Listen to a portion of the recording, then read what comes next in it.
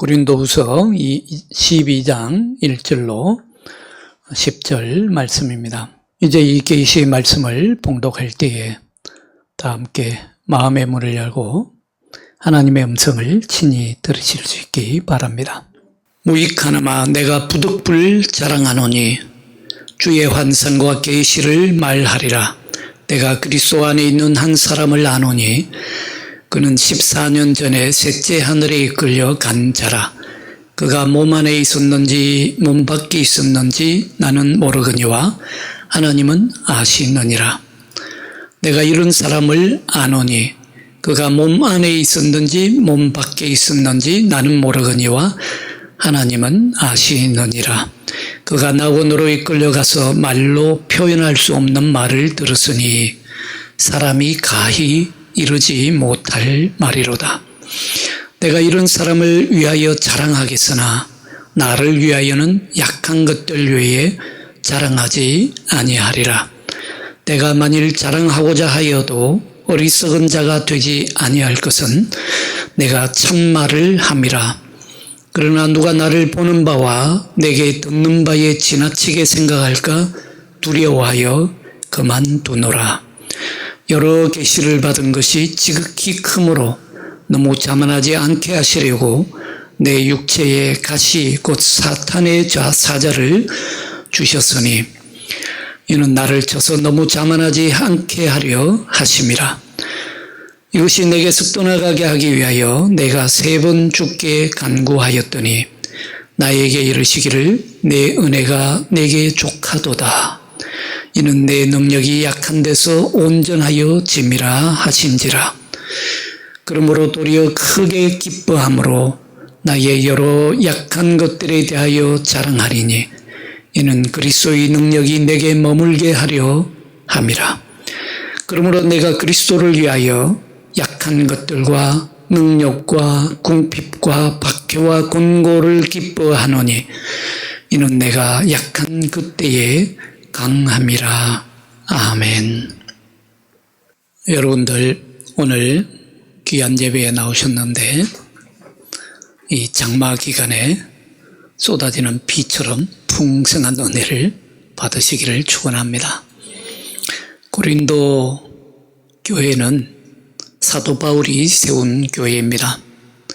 그러나 사도 바울이 에베소로 전도하러 잠시 자리를 비운 사이에 이 고린도 교회와 사도 바울 사이에 깊은 갈등이 생깁니다. 사도 바울이 에베소로 떠난 지 약 1년 반 정도 지났을 무렵입니다. 사도 바울은 고린도 교회가 예루살렘 교회를 위해서 헌금을 하고 있었는데 그 헌금이 중단되었기 때문에 헌금을 독려하기 위해서 편지를 씁니다. 그런데 그때에 고린도 교회가 이상한 낌새가 있음을 알아차립니다. 고린도 교회가 예루살렘을 위한 헌금을 중단하고 있을 뿐만 아니라 사도 바울 자신의 사도직 자체를 의심하고 있다는 그런 소식을 접하게 됩니다. 왜 고린도 교회가 사도 바울의 사도직을 의심했는지에 대해서는 제가 4월 21일 주일에 고린도후서 4장 14절로 18절을 본문으로 우리가 낙심하지 않는 이유라는 제목으로 한 설교에서 자세히 설명드린 바 있습니다. 오늘 간단히 말씀드리자면 사도 바울이 에베소에 있는 동안에 고린도 교회의 다른 교회의 추천서를 들고 온 소위 말하는 순회 전도자들이 사도 바울의 사도의 권위를 의심하며 폄하하기 시작합니다. 저들은 자신들이 히브리인임을 자랑합니다. 이스라엘 사람이요 아브라함의 자손임을 자랑합니다. 그리고 자칭 그리스도의 종이라고 자랑합니다. 설교도 유창하게 한다고 자랑합니다. 그리고 자기들에게는 성령의 특별한 은사가 있다고 자랑합니다. 그런 반면에 사도 바울은 외모도 볼품이 없어서 사도 같지 않다고 비난합니다. 그리고 글은 잘 쓰지만 편지는 잘 쓰지만 언변이 유창하지 않아서 사도 같지 않다고 비난합니다. 나아가서 사도 바울은 방언도 잘 못한다고 비난합니다.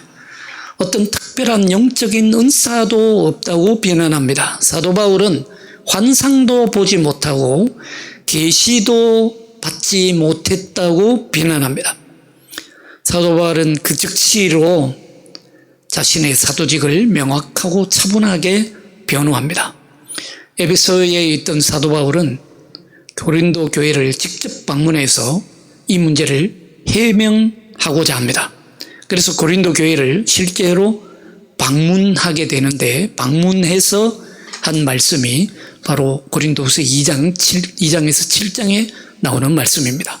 근데 사도 바울이 고린도 교회를 직접 방문해서 해명을 하면 문제가 금방 풀릴 줄 알았는데 오히려 역효과가 납니다.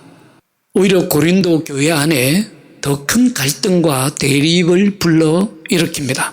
이전에 조용하게 진행되었던 문제가 이제는 아예 공개적으로 큰 문제로 드러나서 고린도 교회에 분열의 위기를 낳게 됩니다. 그리고 사도 바울은 쓰라린 패배감과 정말 치욕적인 굴욕감을 안고 고린도 교회를 떠날 수밖에 없었습니다. 사도 바울은 이제 에베소로 다시 돌아갑니다. 에베소로 돌아가서 고린도 교회에 이제는 눈물의 편지를 씁니다.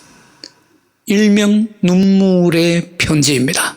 그렇게 해서 눈물의 편지가 바로 고린도후서 10장 1절에서 13장 10절의 말씀이 바로 소위 말 일명 눈물의 편지입니다. 오늘 우리가 읽은 본문 고린도후서 12장 1절로 10절은 바로 그 사도 바울이 쓴 눈물의 편지의 일부분입니다. 사도 바울은 이 눈물의 편지를 디도의 손에 맡겨서 고린도 교회로 보내게 됩니다. 그 후에 사도 바울은 마게도니아로 가는 길에 디도를 만나서 화해의 소식을 듣게 됩니다. 고린도 교회가 사도 바울이 쓴 눈물의 편지를 읽고서 마음을 돌이켜서 사도 바울과 화해하게 되었다는 기쁜 소식을 얻게 됩니다. 여러분, 사도직은 화해의 직분입니다. 오늘날 목사직도 화해의 직분입니다. 성 프란시스의 평화의 기도를 우리는 잘 알고 있지 않습니까? 가스펠송으로 찬양으로도 많이 불렸던 노래죠. 지금도 아낌없는 애정을 받고 있는 기도이며 찬양입니다. 주여 나를 평화의 도구로 써주소서. 화해의 도구로 써달라는 말이죠. 미움이 있는 곳에 사랑을, 상처가 있는 곳에 용서를, 분열이 있는 곳에 일치를, 의혹이 있는 곳에 믿음을 심게 하소서. 위로받기보다는 위로하고, 이해받기보다는 이해하며, 사랑받기보다는 사랑하며 주님을 온전히 믿음으로 영생을 얻기 때문이니 주여 나를 평화의 도구로 써주소서. 여러분, 얼마나 기도가 감동적입니까? 얼마나 기도가 우리의 심금을 울리며 우리의 마음을 녹입니까? 기도가 무척 감동적인 기도이기는 합니다만은 여러분, 그러나 이 기도는 낭만적인 기도가 아닙니다. 그저 낭만적인 아름다운 기도가 아닙니다. 왜 그렇겠어요? 한번 깊이 생각해 보세요. 이런 기도를 하며 이런 기도의 삶을 살기 위해서 이 기도를 하는 본인은 정작 얼마나 많은 고난을 받아야겠습니까? 자신의 삶은 또 얼마나 많은 고초를 겪어야 하겠습니까? 정말 힘들고 어려운 삶이 아니겠습니까? 실제로 성 프란시스는 그만큼 로마 가톨릭 교회로부터 많은 고난을 받았다고 합니다. 사도나 목사라는 직분에는 여러분, 영광이 따르는 것이 아니라 물론 때로는 영광도 오겠지만, 주님께서 영광도 주시겠지만, 사도나 목사라는 직분에는 반드시 고난이 뒤따르게 되어 있습니다. 왜 그렇겠습니까? 목사에게 고난이 숙명이거나 운명이기 때문이 아닙니다. 목사가 고난을 받는 것이 목사의 직분에 참으로 잘 어울리기 때문도 아닙니다. 목사라면 당연히 그래야지, 그렇기 때문에 그런 것도 아닙니다. 이유는 오직 한 가지입니다. 사도나 목사는요, 십자가에서 못 박히신 그리스도의 사도요 목사이기 때문입니다.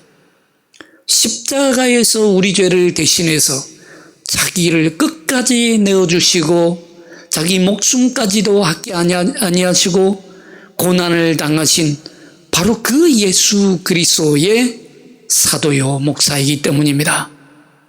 억울하다면 세상에서 가장 억울하게 의인이지만 죄인을 위해서 죽으신 예수 그리스도, 바로 그 예수 그리스도의 목사요 사도이기 때문입니다. 심판하셔야 할 주님께서, 심판주께서 오히려 우리를 대신해서 심판을 받으신, 너무도 어처구니없이 죽임을 당하신 바로 그분의 사도요 종이기 때문입니다. 가장 높이 영광을 받으셔야 할 주님께서 가장 천한 곳으로 오셔서 종이 되신 바로 그분의 사도이기 때문에 여러분, 목사나 사도에게는 반드시 고난이 따르기 마련입니다. 우리는 너무도 자주 이 가장 기본적인 진리를 잊어버립니다. 그래서 문제가 일어납니다. 대부분의 교회 지도자들이 문제는요, 다름 아닌 바로 여기서 발생합니다. 내가 누구의 사도이며 내가 누구의 목사인가를, 누구의 종인가를 잊어버렸기 때문입니다. 목사만 그렇습니까? 교회 안의 장로, 권사, 집사, 직분자들에게 발생하는 대부분의 문제들도 사실은 내가 누구의 종인가를 잊어버렸기 때문에 일어납니다. 사랑하는 여러분, 우리는 모두, 저나 여러분이나 모두 십자가에서 나를 위해서 고난을 당하신 바로 그분의 종들임을 잊지 마시기 바랍니다. 오늘 본문에서 사도 바울은 자신도 사실은 알고 보면 그 유랑 전도자들처럼 자랑할 것이 있다고 말합니다. 겉모습을 자랑하고 방언을 자랑하고 영적으로 특별한 능력과 은사를 받았다고 자랑하는 저 다른 사도들처럼 부득불 자랑하자면 자기도 자랑할 것이 있다고 합니다. 그것이 바로 삼청천에 올라가 보았다는 경험입니다. 사도 바울은 부득불 자신을 자랑하는데, 그러나 이것은 자신이 원치 않는 일입니다. 그래서 부득불이라고 말합니다. 저들이 워낙 자기 자신들을 자랑하니까 이어 대응하기 위해서 부득불 자랑한다고 합니다. 그러나 그것은 무익한 일이라고 오늘 1절에서 말씀하고 있습니다. 그래서 사도 바울은 오늘 본문에 보면요, 굉장히 특이한 어법을 사용하고 있습니다. 여러분 눈치채셨습니까? 사도 바울은 지금 자기 자신 얘기를 하고 있는데요, 다른 사람에 관해서 말하는 것처럼, 얘기하는 것처럼 얘기하고 있습니다. 오늘 본문 12장 2절에 보면 뭐라고 합니까? 내가 그리스도 안에서 한 사람을 아노니 그랬습니다. 이 한 사람이 누구를 말합니까? 바로 사도 바울 자신입니다. 자기 자신의 얘기라고 하면 결국 자신을 자랑하게 되니까 의도적으로 남이 얘기하듯이 어떤 한 사람을 안다고 말합니다. 그러나 이는 사도 바울 자신의 얘기입니다. 사도 바울은 14년 전에 셋째 하늘에 이끌려 가 보았다고 합니다. 사도 바울이 성령에 이끌려서 셋째 하늘에 올라가 보았는데 거기서 말로 표현할 수 없는 말을 들었다고 합니다. 그러니까 두 가지예요. 한 가지는 사도 바울이 삼층 세 번째 하늘에 올라가 봤다는 거고, 두 번째는 거기에서 하나님의 놀라운 계시의 말씀을 들었는데 사람의 말로 표현할 수 없는 정말 기이한 말씀을 들었다는 것입니다. 여기서 말하는 셋째 하늘은 소위 삼층천이라고 합니다. 삼층천이라는 것은 뭘 말하냐면 그때 당시에는 세계관이 하늘과 우주가 3층으로 되어 있다고 생각했습니다. 오늘날 우주관과는 맞지가 않지요. 그렇기 때문에 여러분, 이건 너무 크게 생각할 것 없습니다. 중요한 것은 이 삼층천이, 사도 바울이 삼층천이라고 하는 것이 무엇을 의미하느냐라는 것이죠. 삼층천이 뭐냐면 오늘 4절에 나옵니다. 4절에 뭐라고 되어 있습니까? 4절에 낙원이라고 되어 있죠. 바로 이 삼층천은 사도 바울에게 있어서 낙원입니다. 낙원은 곧 파라다이스, 천국을 말합니다. 다시 말하자면 사도 바울은 천국에 올라가 봤다는 거예요. 여러분, 천국은 현재 세계에는 가리워져 있는 나라입니다. 우리가 살아있어서 들어갈 수는 없는 나라예요. 그런데 사도 바울은 우리가 눈으로 볼 수도 없고 지금 현재에는 가리워져 있는 천국에 올라가 보았다라는 것입니다. 사도 바울이 어떻게 살아서 천국을 보았는지 우리는 알 수가 없습니다. 사도 바울도 자신이 어떻게 천국에 올라가 봤는지 정확히는 알 수 없다고 오늘 말하고 있습니다. 여러분들, 2절과 3절 안에 괄호 안에 있는 말씀을 보세요. 뭐라고 말씀합니까? 한번 같이 읽읍시다. 시작. 그가 몸 안에 있었는지 몸 밖에 있었는지 나는 모르거니와 하나님은 아시느니라. 그는 누구를 말합니까? 사도 바울 자신이죠. 근데 이게 무슨 말입니까? 무슨 말이냐면요, 사도 바울이 천국에 올라가 봤는데 자기 자신이 온전한 육신을 지닌 몸으로, 전신으로 천국에 올라가 봤는지 아니면 영혼만 천국에 올라가 본 것인지 자기 자신도 알 수가 없다. 하나님만 아신다라고 말하고 있는 것입니다. 사도 바울은 자신도 모르게 환상과 계시 체험을 한 것이죠. 여기서 몸 안에 있었다라는 말은 온전한 몸으로 천국을 체험했다는 말이고, 몸 밖에 있었다라는 것은 영혼만 몸 밖으로 나와서 천국을 체험했다는 말입니다. 가끔 이런 것에 관심이 많은 성도들이 있습니다만 꼭 이런 것에만 관심이 많은 성도들이 있어요. 그러나 오늘 여러분 성경을 잘 보시기 바랍니다. 사도 바울에는 이것이 너무도 별로 중요한 것이 아니에요. 그래서 그 부분을 아예 사도 바울은 괄호 속에 넣어둡니다. 이런 일에 너무 지나치게 관심을 갖지 말라는 의도로 보입니다.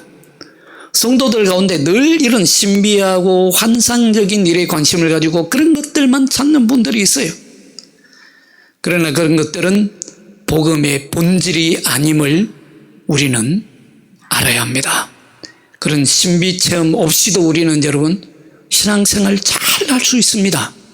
꼭 신비 체험을 해야 신앙생활을 잘하는 것이 아닙니다. 오히려 복음의 본질에 충실해야 신앙생활을 잘하는 것입니다.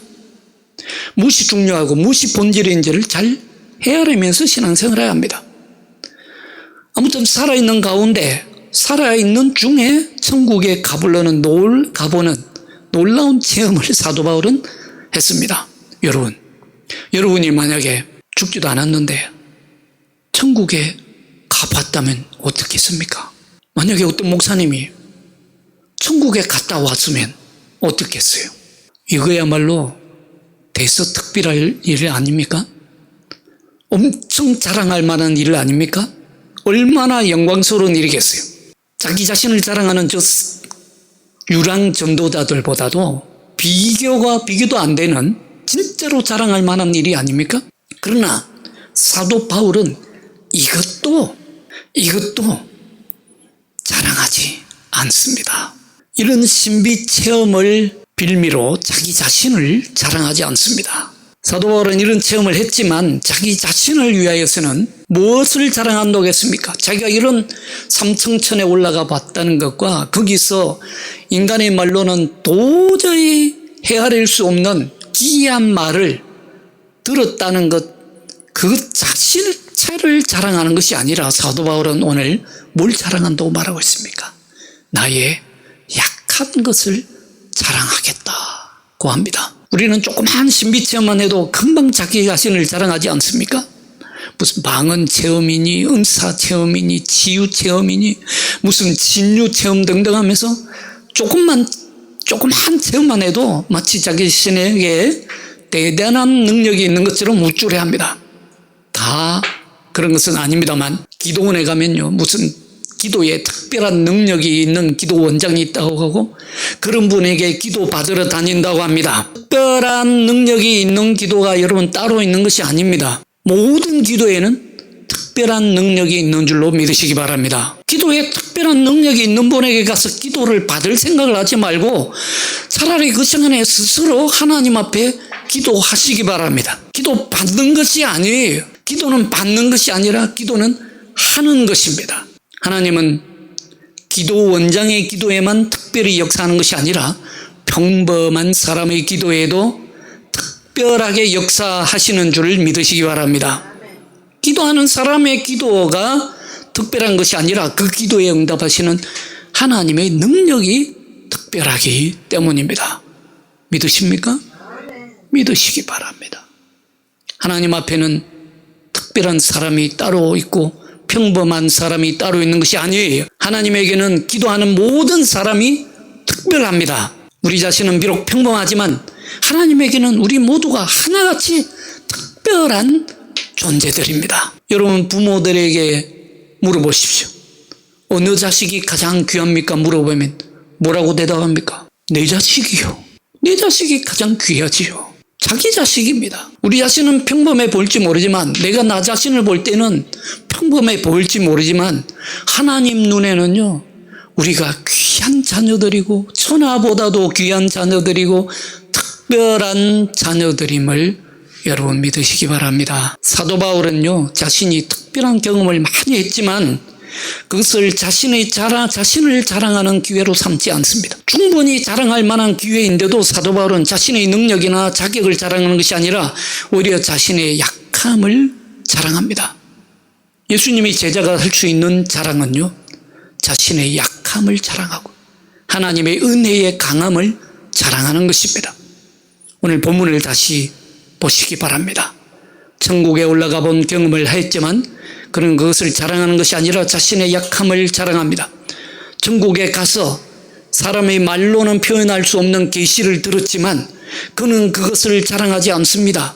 마치 자신이 그것을 들었다는 것을 자랑하게 될까 봐 사도 바울은 자신이 들었다는 그 계시의 내용이 무엇인지조차 말하지 않습니다. 오늘 1절로 6절에서 사도 바울은 자신이 본 환상과 계시에 대해서 설명한 후에 이제 7절로 10절에서는 사도 바울은 자신의 약함을 자랑합니다.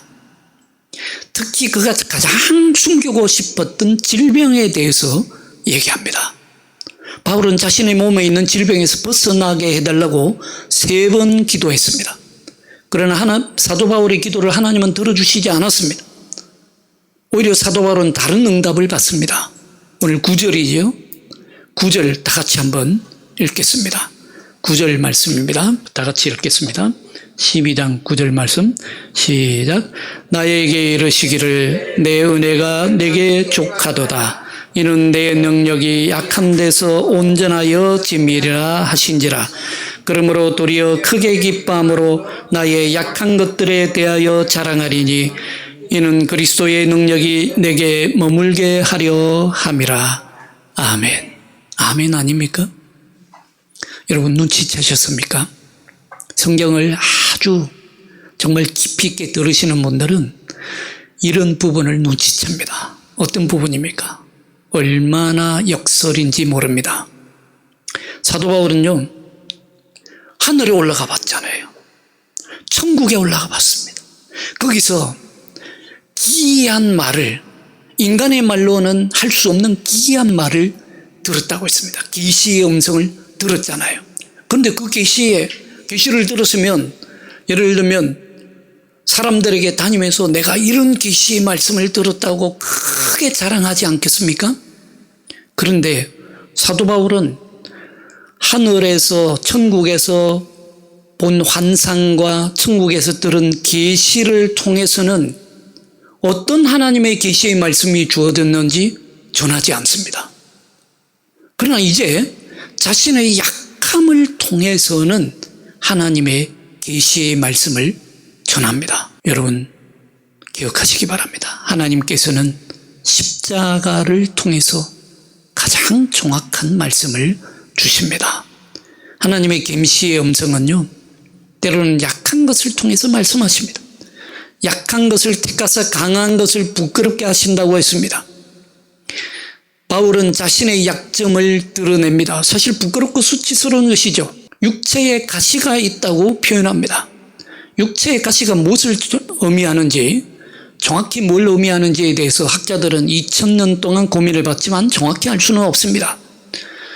어떤 질병을 의미하는 것 같지만 정확히 무엇인지 모릅니다. 대체로 짐작하기로 간질병이 아니었나라고 짐작합니다. 많은 그것도 확실한 것은 아닙니다. 어쨌든 너무도 힘들고 명확한 개인적 약점입니다. 그런데 바울은 그것을 기꺼이 없애고 싶다고 솔직하게 말합니다. 그리고 놀라운 것은 사도 바울은 이 자신의 약함을 통해서 예수님으로부터 직접 들은 계시의 음성을 전합니다. 예수님으로부터 직접 들은 말씀입니다. 내 은혜가 네게 족하다. 한번 따라합시다. 내 은혜가 네게 족하다. 내 능력이 약한 데서 온전하여진다. 바울의 이 고백은 뭘 의미합니까? 내 은혜가 네게 족하다. 무슨 뜻입니까? 많은 분들이 그렇게 생각합니다. 내 은혜가 네게 족하다는 말씀들을 사실을 많이들 오해합니다.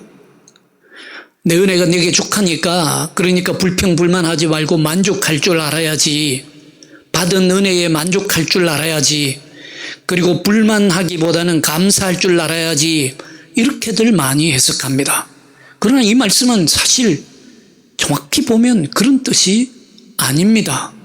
성경 오늘에 보면요, 내 은혜가 네게 족하다 그랬습니다. 자세히 보면 내가 주어가 아니에요. 주어는 내 은혜, 주님의 은혜가 주어입니다. 그러니 내가 받은 은혜에 만족해야 한다는 뜻이 아니라 주님의 은혜가 나를 만족시킨다는 뜻입니다. 한번 따라합시다. 주님의 은혜가 나를 만족시킨다. 작은 차이 같지만 여기는 아주 중요한 차이가 있습니다. 말하자면 이 말씀은요, 심리적인 만족감을 설명하는 말씀이 아닙니다. 심리적으로, 정신적으로 만족감을 누리라는 그런 말씀이 아니에요. 현실이 아무리 어렵고 힘들어도 정신 승리하라는 말씀이 아닙니다. 그리고 사람은 만족할 줄 알아야지, 만족할 줄 알고 살아야 돼라는 도덕 강의를 하고 있는 것도 아닙니다. 실제로 이 말씀을 그렇게 해석하는 분들이 많습니다만은, 그러나 이 말씀은 단순히 사람이 만족할 줄 알아야지라는 도덕을 강요하는 말씀이 아닙니다. 그러면 어떤 말씀입니까? 이 말씀의 핵심은 주님의 은혜에 있습니다. 내 은혜가 너를 만족하게 할 것이다. 그렇게 이해해야 다음 말씀과도 자연스럽게 연결됩니다. 왜냐하면 내 능력이 약한 데서 온전해지기 때문이다. 내 은혜가 너를 충만하게 할 것이다. 내 은혜가 너를 충족하게 할 것이다. 왜냐하면 내 능력은 약한 데서 온전해지기 때문이다. 너가 만족할 줄 알아야지 라고 해석을 하면 그 다음 말씀하고 연결이 안 돼요. 왜냐하면 내 능력이 온전하 여기지기 때문이다. 연결이 전혀 안 되지요. 이것이 사도 바울이 주님으로부터 들은 음성입니다. 그렇습니다, 여러분. 우리가 아무리 힘들고 어렵더라도 사랑하는 여러분, 주님의 은혜는 언제나 우리에게 족합니다. 주님의 은혜는 언제나 우리에게 충만합니다. 주님의 은혜가 우리를 만족하게 할 줄로 믿으시기 바랍니다. 그러니 우리가 의지할 것은 주님의 은혜밖에 없다는 말씀입니다. 우리는 십자가에 달리신 주님의 은혜와 능력을 힘입어야 살 수 있습니다. 그것이 주님이 원하시는 바입니다. 주님은 우리에게 그저 만족하게 여겨라 심리적인 위안을 주시는 분이 아닙니다. 사람이 만족할 줄 알아야지 도덕적인 훈계를 주시지 않습니다. 주님은 우리에게 실제로 넘치는 은혜를 주십니다. 주님은 우리에게 새 삶을 주시고 새 생명을 주십니다. 십자가의 은혜는 죽어가는 우리를 살리시는 은혜입니다. 그렇기 때문에 여러분, 은혜는 감상이 아닙니다. 은혜는 현실입니다. 기억하시기 바랍니다. 은혜는요, 감상적인 위안이 아니라 은혜는 우리의 삶을 완전히 전적으로 새롭게 하시는 새 생명을 주는 은혜임을 믿으시기 바랍니다. 한마디로 말하면 십자가의 은혜지요. 바울은 자신의 약점이 하나님의 능력이 드러나는 통로가 될 수 있음을 보여줍니다. 고통과 어려움 속에서도 하나님의 은혜와 능력이 함께하며 이를 통해서 우리는 강해질 수 있다는 것을 보여줍니다. 여러분이나 저나 누구에게나 약함이 있습니다. 각자 자신의 한계가 있습니다. 여러분들은 자신의 약점이 어디에 있다고 생각하십니까? 그런데 그런 약점이 유튜브 영상을 보면 해결이 됩니까? 아니면 자기 개발 책을 읽으면, 열심히 읽으면 해결이 됩니까? 그렇지가 않습니다. 여기서 중요한 것은요, 사도 바울은 삶을 개선하는 자기 개발을 가르치지 않습니다. 주님의 사람들이 이루어야 할 주님의 사명을 말씀하고 있습니다. 주님의 사람들이 주님으로부터 받은 사명은 사람들을 그리스도 앞으로 인도하는 것이죠. 우리에게도 각자의 하나님 주님이 주신 사명이 있습니다. 우리의 인생 사명입니다. 우리에게 주신 사명은 단순히 어떤 일을 하라는 사명이 아니죠. 우리의 존재의 의미를 결정짓는 아주 중요한 사명입니다. 결국에는 하나님 앞에서 우리 인생을 결산하게 만드는 사명입니다. 여러분, 그러니 주님이 주시는 이 사명에 믿음과 용기를 내시기 바랍니다. 우리 모두는 각자의 삶에서 하나님이 주신 사명을 가지고 살아갑니다. 그런데 하나님이 주신 이 사명을 이루어감에 있어서 우리의 약함이 방해거리나 장애거리가 되지 않는 것이라는 말씀입니다. 하나님은 오히려 우리의 약함을 통해서 하나님의 일을 이루어 가실 수 있습니다. 우리의 약함을 하나님의 일을 이루는 도구로 삼으실 수 있다는 말씀입니다. 여러분, 우리의 약함 속에서도 하나님은 일하십니다. 우리의 약함을 통해서도 하나님은 일하십니다. 아니, 오히려 우리의 약함을 통해서 하나님은 더 크게 일하실 수 있음을 믿으시기 바랍니다. 신학자 보네프는 이렇게 말한 바가 있습니다. 우리가 살아가면서 여러 가지 어려움을 겪지만 그 모든 어려움 속에서 하나님은 우리가 이길 힘을 주시기를 원한다고 믿습니다. 하지만 하나님은 그 이길 힘을 미리 주시지 않습니다. 왜냐하면 하나님은 우리가 우리 자신을 의지하지 않고 하나님을 의지하기를 원하시기 때문입니다. 제가 독일에 있을 때 한동안에는 그 독일인 할아버지 할머니들을 모시는 양로원에 가서 한동안 예배를 드리고 설교를 한 적이 있습니다. 우리 교회 담임 목사님이 특별히 부탁을 해서 한동안 양로원에 가서 독일어로 설교를 했어요. 독일어를 잘하는 것은 아닙니다만은 설교를 했습니다.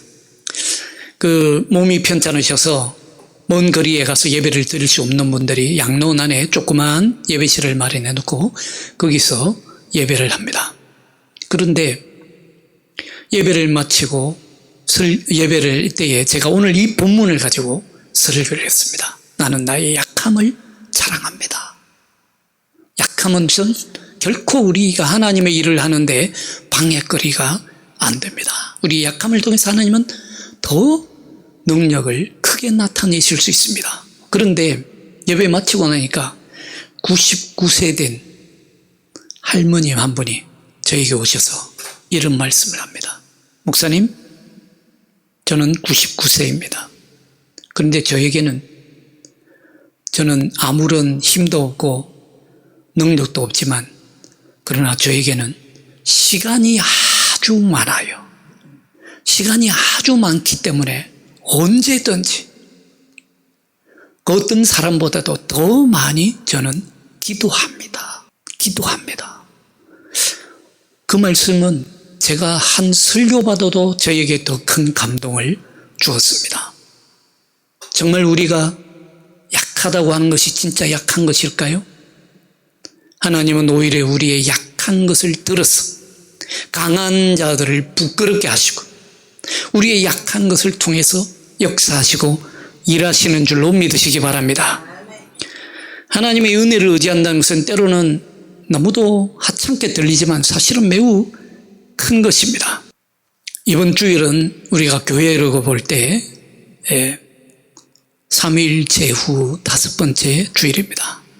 이번 주일은 하나님께서 우리에게 주신 임무를 수행하라고 격려하시는 주일입니다. 여러분, 하나님께서는 우리에게 정말 인생을 허비하며 살지 말고 인생을 보람있고 가치있고 하나님께 칭찬받을 만한 정말 값진 삶을 살고 오라고 우리에게 시간을 주시고 우리에게 능력을 주시고 우리에게 힘을 주시고 각자에 맞는 달란트를 주셨습니다. 그런데 여러분, 우리가 하나님의 이 사명을 감당하고 하나님의 일을 감당하기 위해서 완벽할 필요가 없습니다. 우리 자신이 완벽하지 않아도 돼요. 하나님은 우리가 완벽한 사람이 되기를 원하지 않았습니다. 오히려 하나님을 더욱 의지하기를 원하십니다. 우리의 약함을 인정하고 주님의 은혜와 주님의 능력을 의지하기를 원하십니다. 아브라함도 그렇고 베드로도 그랬고 사도 바울도 그랬습니다. 다들 불완전한 사람들이 있어요. 완벽하고 완전한 사람들이 아니었습니다. 우리처럼 평범한 존재들이었습니다. 그들도 실수했고 그들도 거짓말하다가 들통났고 그들도 여러 가지 주님께 악한 일을 저질리기도 했습니다. 그러나 그들은 자신의 약함을 있는 그대로 인정하고 옛것을 버리고 주님과 함께 새로운 삶을 가기로 결단하고 나아간 사람들입니다. 여러분, 우리가 불완전하고 약하지만 그 약함 속에서 하나님께 주신 임무를, 사명을 우리는 감당할 수 있습니다. 우리의 능력이나 자격이 아닌 하나님의 말씀과 인도하심에 따라서 우리가 살아갈 때에 우리는 그분의 도구가 되어서 하나님의 큰 일을 이룰 수 있습니다. 사랑하는 여러분, 우리의 약함 속에서도 하나님께서 주신 사명을 신뢰하고 맡아서 행할 수 있기를 격려합니다. 하나님께서 여러분 각자에게 주시는 사명을 수행하는 중에 여러분이 불완전하고 약하다는 사실을 두려워하지 마시기 바랍니다. 오히려 그 약함을 자랑하시기 바랍니다. 담대하게 주님께 넣어놓고 인정하시기 바랍니다. 주님, 저는 약합니다. 주님, 저의 약함을 아시지요? 이렇게 인정하시기 바랍니다. 그리고 사람들 앞에서도 마찬가지입니다. 사람들 앞에서도 오늘 사도 바울이 한 것처럼 자신의 약함을 자랑할 수 있기 바랍니다. 저는 약한 존재입니다. 때로는 주님께서 저의 기도를 들어주시지도 않아요.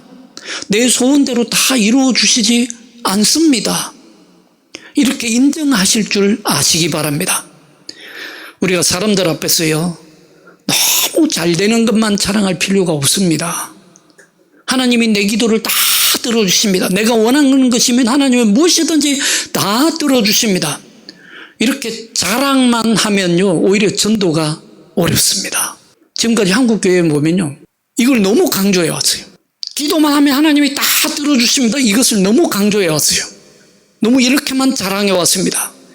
그런 자랑만 하다 보니까 오히려 사람들이 의심하기 시작합니다. 정말로 그런가? 그러다가 뭔가 잘 안 되는 일이 보이면 하나님이 너의 기도를 다 들어주신다면서 왜 그래? 이렇게 묻지 않습니까? 그러면 대답할 말이 없습니다. 오히려 우리의 약함을 자랑할 줄도 알아야 합니다. 우리의 약함과 고난을 정당화하기 위해서가 아닙니다. 주님의 은혜와 능력이 내게 머물게 하기 위해서입니다. 하나님 앞에서도 주님 아시지요? 저는 약합니다. 한계가 너무 많습니다. 그러나 나는 약하지만 주님은 강하신 줄 믿습니다. 나에게는 불가능하지만 하나님께는 불가능이 없는 줄로 믿습니다. 사람들 앞에서도 하나님이 때로는 내가 원하는 대로 다 들어주지 않습니다. 내 기도를 들어주지 않을 때가 너무도 많습니다. 그러나 하나님의 은혜가 나로 하여금 만족하게 하십니다. 이렇게 고백하실 수 있기 바랍니다. 사랑하는 여러분, 우리는 한계도 많고 약하지만 하나님은 나의 약함을 통해 일하십니다. 나이가 모욕당할 때에, 궁핍할 때에, 박해와 고난을 받을 때에 오히려 하나님의 능력이 더 크게 임하실 줄로 믿으며 나아가시기를 축원합니다. 기도하겠습니다. 사랑의 하나님, 우리의 약함 속에서도 주님의 능력이 나타나게 하시니 감사합니다. 우리 각자가 받은 사명을 충실히 수행할 수 있도록 힘과 믿음과 용기를 주옵소서. 우리의 한계를 인정하고 그 속에서 주님의 은혜를 경험하게 하시고 주님의 사랑으로 세상을 섬기게 하여 주옵소서. 주 예수 그리스도의 이름으로 기도하옵나이다. 아멘.